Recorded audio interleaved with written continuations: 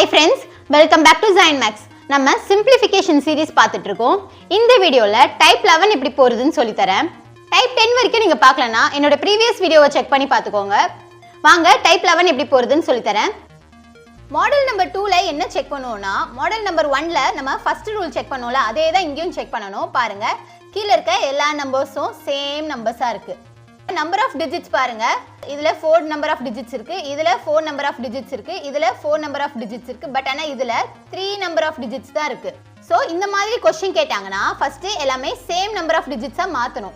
இதெல்லாம் 4ஆ இருக்கு. சோ இது மட்டும் 3ஆ இருக்குல, இதையும் 4 டிஜிட்ஸ் நம்பரா மாத்தணும். எப்படி மாத்துவோம்? முன்னாடி ஒரு 0 சேர்த்துக்கணும். இப்போ பாருங்க எல்லாமே 4 நம்பர் ஆஃப் டிஜிட்ஸ் ஆயிடுச்சு. இப்போ எப்படி ஆன்சர் எழுதணும்னா மாடல் நம்பர் 1ல எப்படி ஆன்சர் எழுதணுமோ அதே மாதிரி தான் கீழ இருக்க நம்பரை -1 போட்டு எழுதுங்க.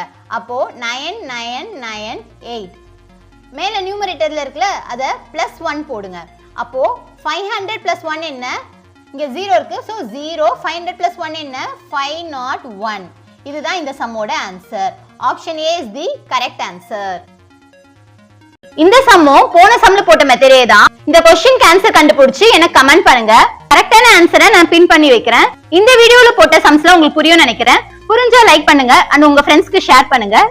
இதே மாதிரி ஷார்ட்கட்ஸ் வீடியோ பார்க்கணும்னா என்னோட சேனலை சப்ஸ்கிரைப் பண்ணி வச்சுக்கோங்க. அப்படியே கூட இருக்கிற பெல் ஐகானை கிளிக் பண்ணி வச்சுக்கோங்க. அப்பதான் நான் போற வீடியோஸ்லாம் உங்களுக்கு நோட்டிபிகேஷன்ல காட்டும். Thank you friends.